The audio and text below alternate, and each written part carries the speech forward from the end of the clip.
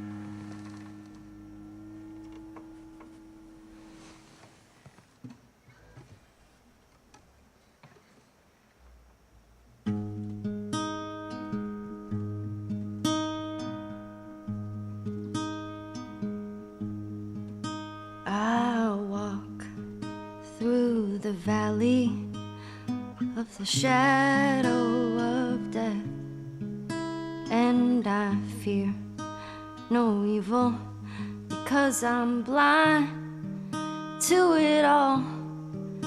In my mind, my gun, they comfort me, because I know I'll kill my enemies when they come.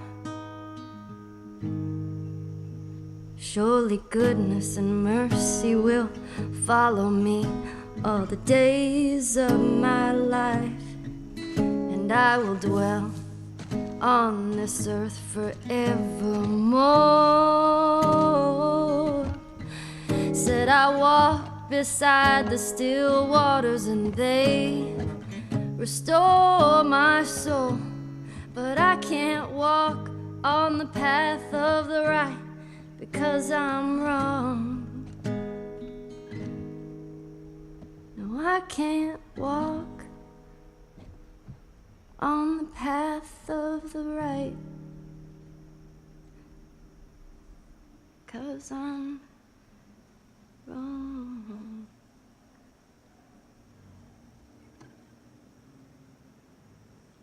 What are you doing, kiddo? You really gonna go through with this?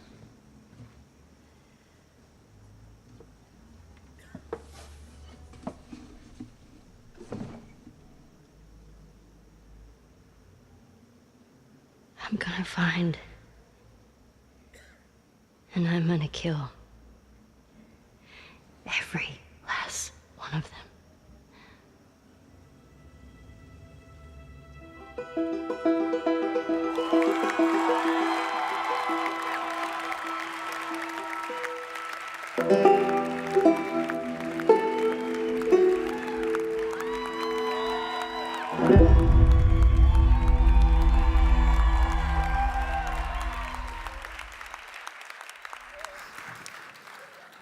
Holy God. So I know I can't be the only one in the crowd that I had shivers watching that the first time. It really was quite powerful. But that is quite the statement there in the end, that I'm going to find them and kill them, all of them. Could you tell us who are we going to find? What are we doing here? We're going to start there. Let's see how I do this dance. Yeah, if the first game was really like the core of it, the theme was about the love between these two characters and how we build that through story, music, interaction, gameplay, mechanics. This story is the counter of that. The story is about hate and how we use all those same things to make the player feel that through Ellie this time. First game is like you play as Joel. This game you're playing as Ellie.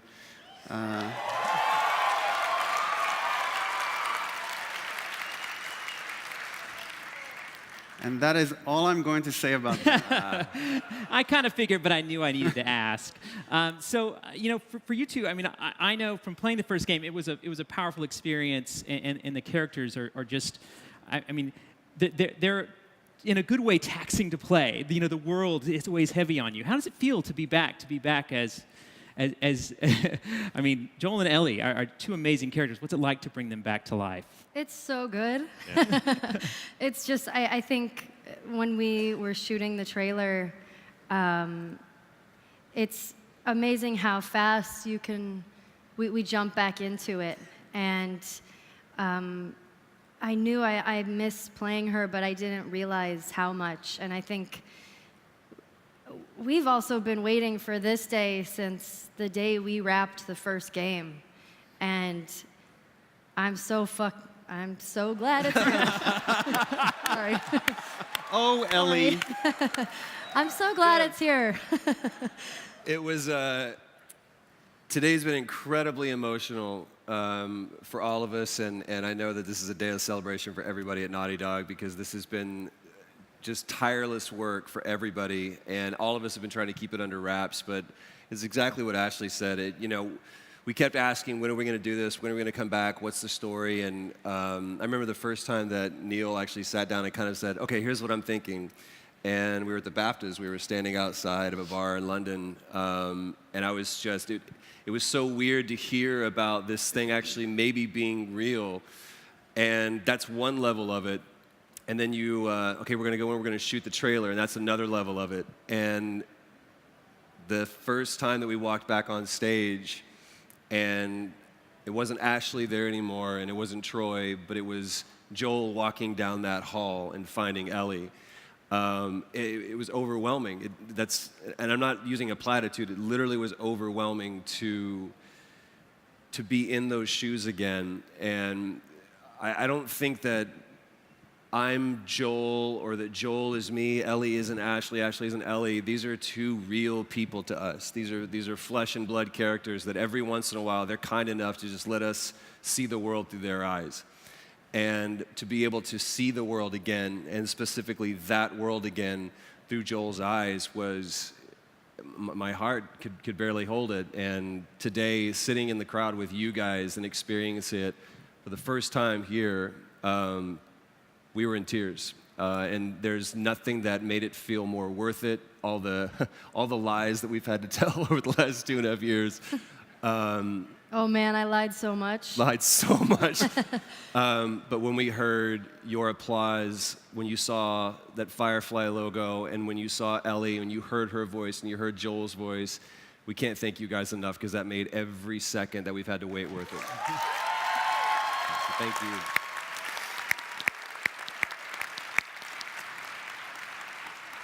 So I think there's an interesting choice in name here, Part 2. So we've got The Last of Us part 2? What does it mean, part 2? Where are we? Where are we in the story of Ellie and Joel? We're a few years after the events of the first game. Ellie is now 19.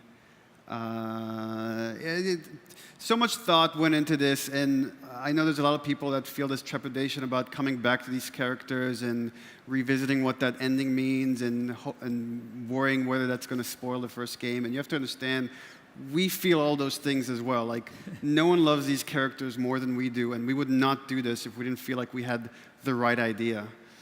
And the part 2 is really kind of doubling down on that, to say we believe in this so much.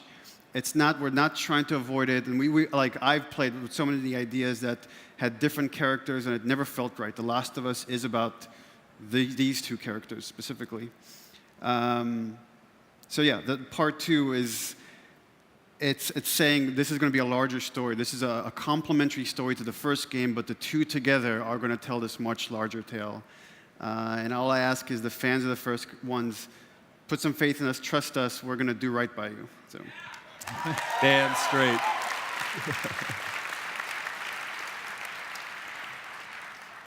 You know, I feel that Naughty Dog is always pushed the envelope on how characters and narrative are developed and a part of game and just so integral to the experience and define everything you do in the games. I mean, you three, I mean, it's funny, you're like old friends when you get together. And so it's like, can you tell us all about, like, working together to create and bring these characters to life when you're on the soundstage, when you're bringing it out? I mean, do you ever just look at Neil and go, okay, I would never say this. Never in a million years would Ellie do this. I mean, like, what is that experience like? I mean, this was, I think, one of the reasons why this project is so near and dear to me, and I know both of us, is it felt collaborative, and I think a lot of the time, like when we would come to shoot the scenes, we would have a day of rehearsal where we would talk about the scenes and comb through them, and Neil would say, you know, how do you feel about this line, or do you feel like this is something that she would say, and just sort of going through it and seeing what feels honest and real for the character. And I mean, it's an experience that I don't know if I've ever really had. And you know, the subject matter and the stuff that we're going through in the scenes that we're doing, you know, as an actor, your job is to go there and to put your emotions on the floor and bleed on the floor. And when you do that and you go there emotionally with someone, you can't help but have a connection with the people that you're working with. So I've had some of the most powerful experiences just working on this game, and that's why it's so close to me. And that's why oh man, I'm so excited. I think all of us, oh please. But what's cool is, for me, is like when these guys come by Naughty Dog, because it's not just us, it's like the entire team. We work on this game for years at a time, and you're putting so much of yourself and you're sacrificing so much to make this statement of sorts. And these guys come by to like every get-together there is at Naughty Dog. They really feel like part of the Naughty Dog family, and I feel like that's rare, and that was one of the main reasons of wanting to come back, is to work with these guys again. That's awesome. I've said that a lot of people ask a lot of times, what's your favorite character? Is Joel your favorite character? And it's impossible to choose a favorite, but what I can say is that he's the one that I miss the most. He's the guy that I find myself thinking about and wondering, what is he up to? What is he doing? And it's absolutely right. We're a family, and we're all in this together, but I think all of us up here, as well as everybody else back at Naughty Dog and everybody who was allowed to be a part of this, would probably agree with this. This game fundamentally changed our lives in the best way, and in the most real way. Yeah, absolutely. But not only as an actor, like I know I can demark the moments when we were shooting that I felt myself growing as an actor and as a person. The people that it's brought into our lives, the relationships that we've built because of this game. And what's funny is I almost did an audition for this because I was so mad because I felt like I wasn't right for Joel. I felt like I was too young. I felt like I walked into the audition room, and there's 20 dudes that look just like Joel. And I'll never forget, I literally almost walked out the door, and I was heading to the door. The casting director called my name. And I came this close to not being able to experiencing any of this, to not only be not sitting here in this chair, but not knowing Ashley, not knowing Neil, not being able to be a part of this incredible story and this incredible journey, and it was all out of fear. So I think one of the things that I've learned most that this has taught me is don't let fear be the reason why you don't do something. So yeah, and I say that knowing that all of us there's a level of fear to what we're doing with this because it's scary to come back and revisit a story, especially when it's been so incredibly successful, so incredibly well received by millions upon millions of people. It's one of the most discussed games that I've ever seen. And it's scary to kind of go back into that because we're walking around with our hearts open and being completely vulnerable. And like Neil said, I would just say trust us. Just trust everybody at Naughty Dog that we know what we're doing, that we care about this story more than anybody. Love you, random person in the audience. So when you watch the trailer, I mean, I think there's a lot of iconic moments as you go through the Firefly logo on the stop sign. When you walk down the hall and you see the bodies throughout the house. But the one that struck me the most is the shaking hand, right? Ellie's shaking hand, and that's also for anyone who's not to be too spoiler, but this is also you'll notice the tattoo on her arm as well. So there's plenty of things there. What can you say about why is she shaking? I know there's an amazing performance that follows, obviously, but why does her hand shake? See, this is the part that sucks. Because it's like we're like, yay, there's The Last of Us 2, but we can't talk about anything. There are reasons. You could. Which is the lamest answer of all time. She's gone through some shit. What a shocker. I feel like you need to answer this question. I need to answer. I feel like I'll get into trouble. Well, I'll save you from having to answer that one. How about that? So, and then you go on to the performance, and that is you actually sing through the valley there in that. Oh. It's Yeah. amazing, by the way. Fantastic. Great job. Thanks. I know there has to be more than just, hey, so I wrote this song I want you to do. I've got this in here. Tell me about what that happens when you kind of find out you need to sing. I remember we were talking. I sent you that scene, I think, like 2 years ago. Yeah, he sent me this scene a couple years ago, and then he sent me that song, which is by, what is his name? Sean James, yeah. And he's like, yeah, I want you to sing it. And I was like, I'm so sorry, what did you just say? And, but, you know, I think there's a lot of history with Joel and Ellie and sort of, you know, music and I'm trying to think of You're treading so carefully right now. I know. It's amazing. I was definitely very scared to do it. I'll say that. But I think I wanted to make sure that it made sense for Ellie, and I think it did, and I think it's a cool little moment, and we'll see. Yeah, so this scene we started working on about 2 years ago. So I asked Ashley, I'm like, okay, here's a song I want to do. I think it'll be cool. Can you send me a scratch track? We just want to cut something together just to see if it works. So she sends me this simple recording she just threw together, and it's so like beautiful. In fact, when we listened to it, we're like, it's actually a little too good. And we got a voice coach, this really great singer, Melissa Reese, who came and worked with Ashley to make her sing worse, so she would sound more like Ellie. So what you're hearing there is like a much worse version of how Ashley can really sing. He's too good. Too good. I think there's definitely it was a different kind of acting than I've ever done, because you sort of try to find a way that a character talks, but we don't really get the opportunity to figure out like how a character would sing.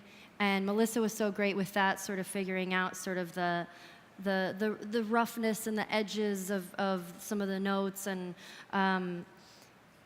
yeah, it was definitely. I was so nervous because I had to go in for some of the rehearsals for it, and then everybody's just like sitting there watching me, and they're like, "Okay, go sing," and I was like, "Okay, I walk through, and then I'm like playing with my clothes. And I was like, this is so embarrassing, but we found it. We figured it out and sort of found the way that Ellie sings, and yeah.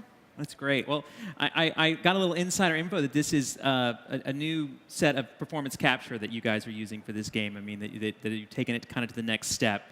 We even have a little bit of a video to show how this performance has gone forward. I guess, yeah, I'll set this up. So a lot of games, and we do this sometimes, we do digital doubles, where you cast an actor and you're trying to make it look as close to the actor as you can. Ashley doesn't look like Ellie, Troy doesn't look like Joel, so we had to come up with this different process. So what we did is actually we created digital doubles of them while our artists create a whole new kind of sculpt, a next-gen sculpt of Joel and Ellie. And what you're going to see in this video is like a digital double of Ashley with Ellie's textures, so she's going to be very freckled. And then you're going to see it kind of transform and morph into Ellie. So what we're trying to do is take the performance from the digital double and transpose it onto Ellie. So we could play that. So pretty. Well, I mean, I think the detail is striking. As far as the engine as well, you guys have updated that for Last of Us Part 2. Yeah, so this is by far, like, within Sony's group, this is the most advanced character model we've ever created. And just the way the flesh can move over the bone and the kind of subtlety we can get at the eyes. Like, we could never cut to a close-up of eyes before because we couldn't get the fidelity. Now we can. So I think what's interesting, too, is that you can take these performances and bring them back to the workshop and meld them to create like the kind of the perfect scene, the direct a scene unlike you could ever do even in film. Yeah, it's definitely, it's in film, like when you want to go between different takes, you have to have a cut in the middle. Here we could actually blend between different takes so we could create a performance. Of course, there's a collaboration with the animators and the artists at Naughty Dog. They're definitely a part of putting all this together. It's so crazy because this was a full day of just doing Nothing but facial this. movements like this. And it's weird because they ask you to do things like, I don't know if my face has ever done that before. It's like, can you make this sound? I'm like, I have no idea. We're going to find out.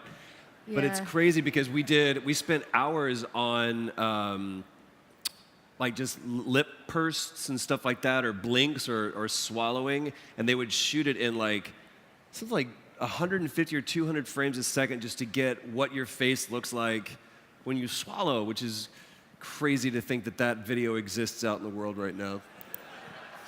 Oh, man. And the memes begin. We've got these characters up here. How does that feel when you're out there performing? I mean, like, so a year and a half ago you shot. I mean, that's the amazing thing, by the way, is that this didn't just happen like last week. You guys shot this a year and a half ago and have been sitting around waiting to show this to us. So I'm sure there's been a lot done on the game since then. We made a little game called Uncharted 4 in the middle there. a little game. You were also, I think you guys opened the show this year for PSX, and you also closed the show. And that's the power of Naughty Dog, huh? Right, everybody?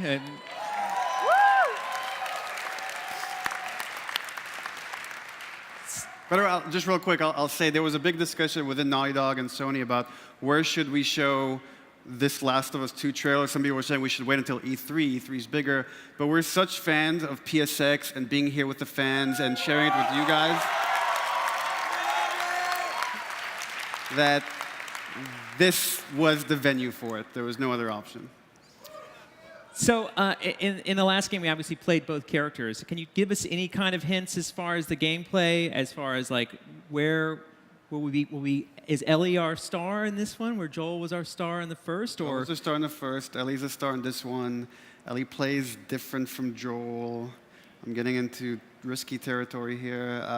Some things are evolutions, some things are reinventions, but there'll be a gameplay reveal down the road. So yeah, I'm certain. So as far as playing these characters again, when you find out the story, when you sit down, I assume you guys go out to dinner, sit down, and you hear the story. What is it like to find? Because I mean, you're probably sitting around going, I don't know where these characters are going until you kind of hear the story. What is that like?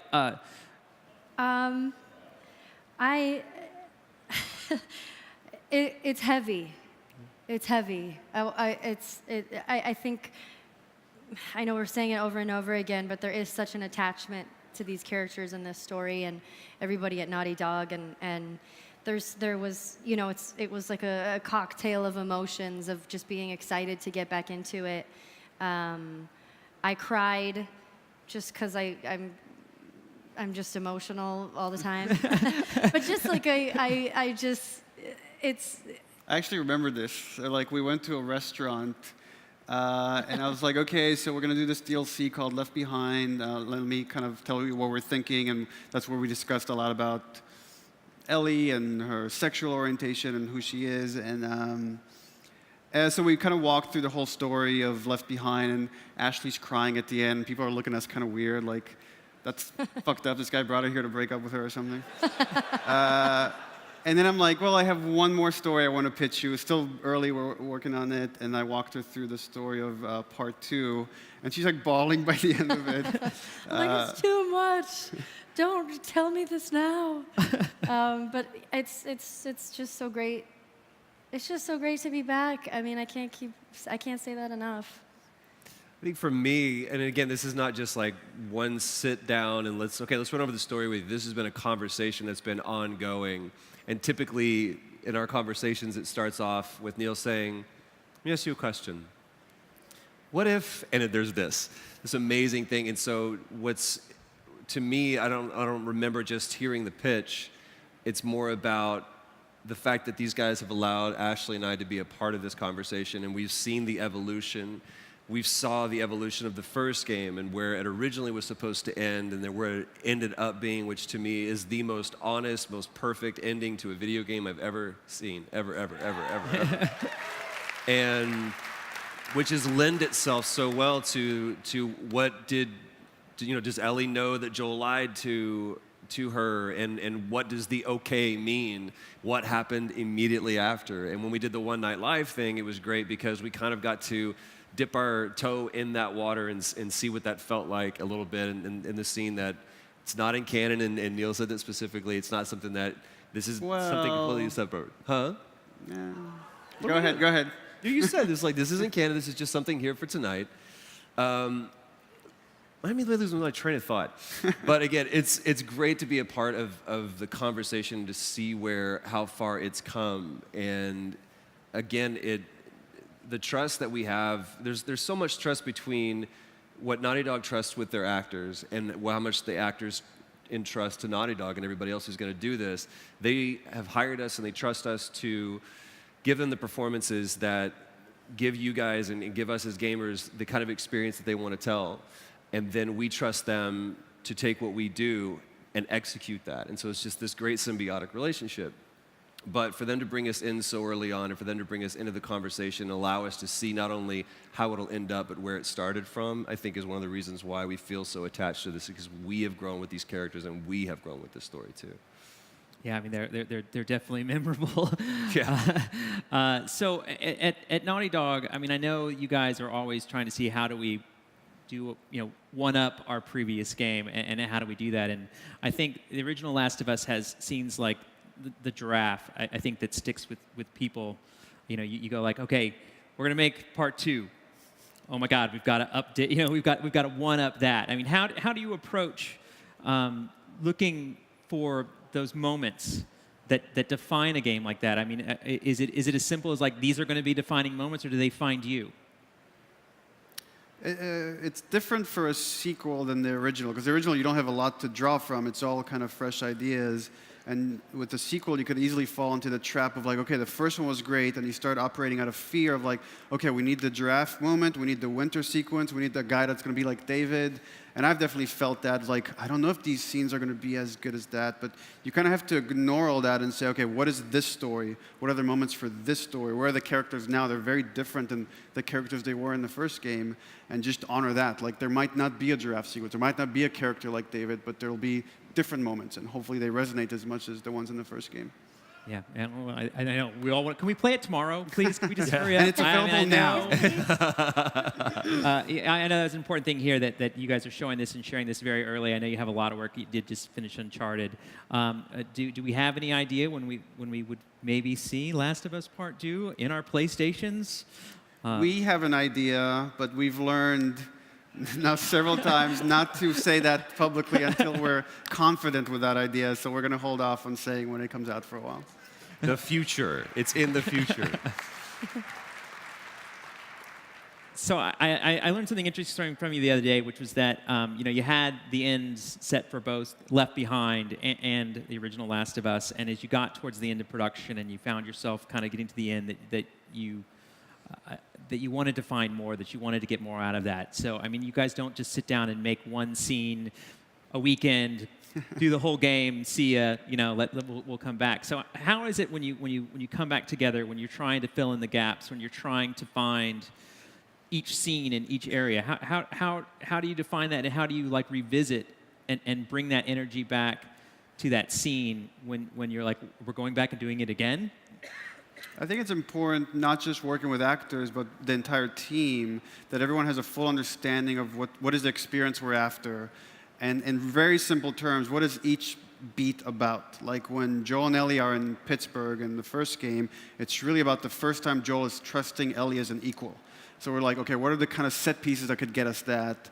What are the moments that will get us that? What are the mechanics that will get us that? What are the scenes that will kind of get that? So when we capture scenes, and we will do like these mini arcs, like we'll capture all of Pittsburgh at the same time, so that we can kind of wrap our head around it, and it's almost like a mini story. And then we'll take a break and implement stuff. Other levels will come online when we feel like we're ready for another sequence, like the winter sequence. We captured all that in one go. It was like, and I think we did it chronologically. Pretty much. I don't remember. So, yeah. But that's what helps us kind of just like compartmentalize each one of these aspects, and then they slot in.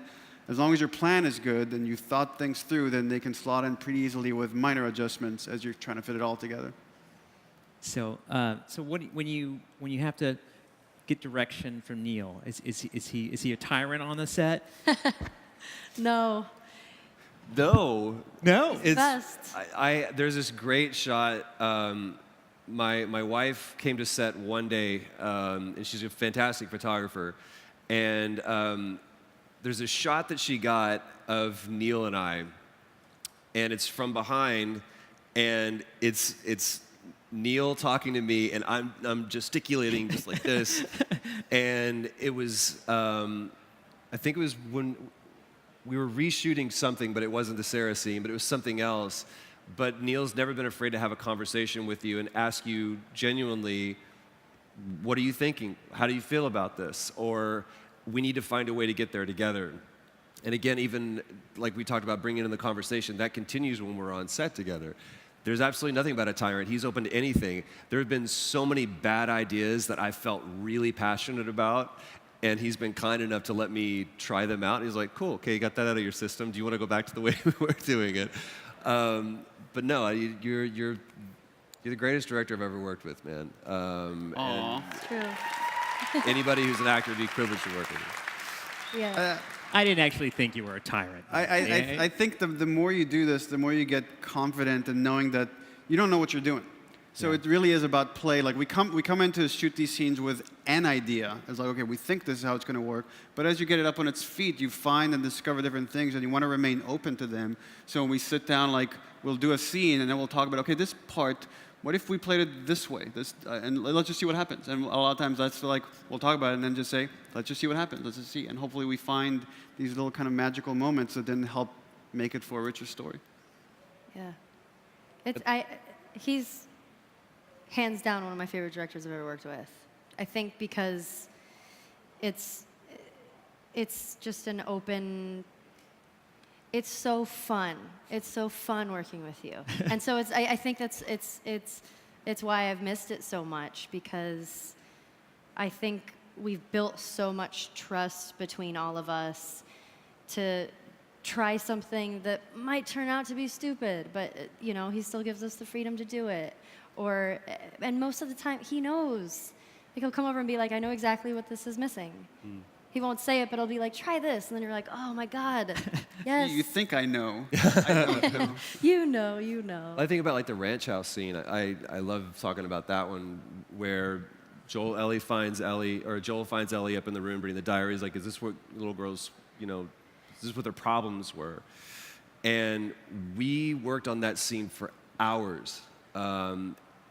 like on a TV or film set, you've got a day to make. You've got to go. You have to shoot fast, and you don't really have a lot of time to spend time workshopping, and you need to come prepared, be camera ready, and shoot that scene. But the fact that there was such a freedom to be able to explore and discuss and have contention there, and all of us were feeling like it's good, but it's not perfect, it's not right. And I'll never forget, I asked Neil, I was like, can I just take 5 minutes? He goes, take 10. And I went up to the back of the soundstage and just kind of sat down, and Ashley and I were not frustrated with each other. We were frustrated about the scene because we felt like we weren't really connecting on it, that we were executing the lines and we were doing the scene justice, but it wasn't perfect. And we came back and something happened, and it's when Ashley stood up, and I wasn't looking at her. I was looking away, and she said, everybody that I've cared about has left me, everybody. And she saw that I wasn't looking at her, and she just shoved me, everyone fucking except for you. And the scene took off. And it's stuff like that. It's having a director, it's having an entire creative team that's open to, like you said, finding those little bits of magic, as opposed to, I have a day to make, and I really have to shoot these pages. It's good enough, let's just move on to the next. But going, if we leave here today and we don't have this scene in the can, that's fine, we'll come back. But we're not going to put this thing away until it's perfect, until it's right. Yeah, that's all. Yeah.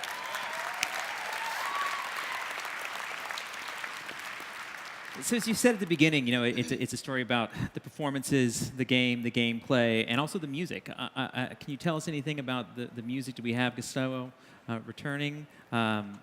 What's going on with that? So first game was composed by Gustavo Santaolalla. Second game is composed by Gustavo Santaolalla.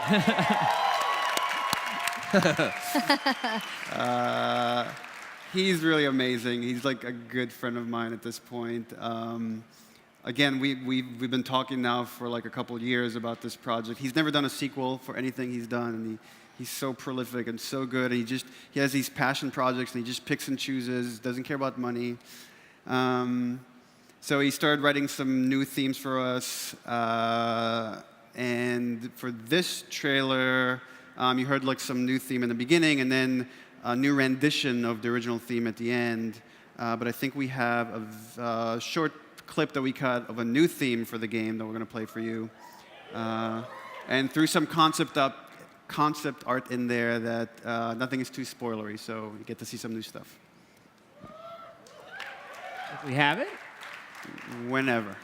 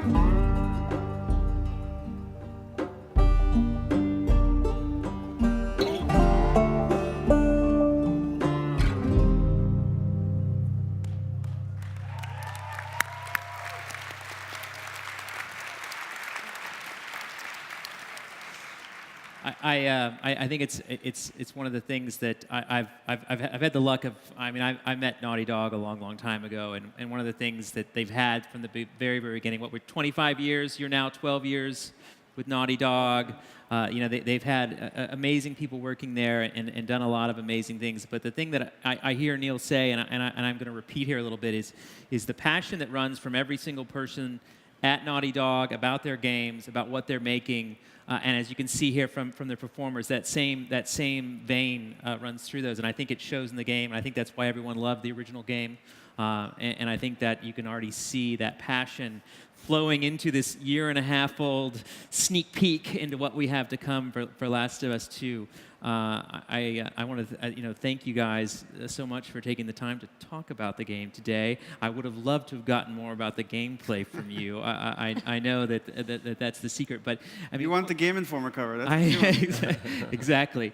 But I think my last question for you would be like, thus far in the journey, when you go here and you revisit and you talk about this again, I mean, do you think The Last of Us can exist without Joel and Ellie? I mean, are they The Last of Us? I mean, what is your interpretation of what we've seen and understood so far about the game and the series? Don't look at me. It's so much. They're the heart of it. I don't see it without them.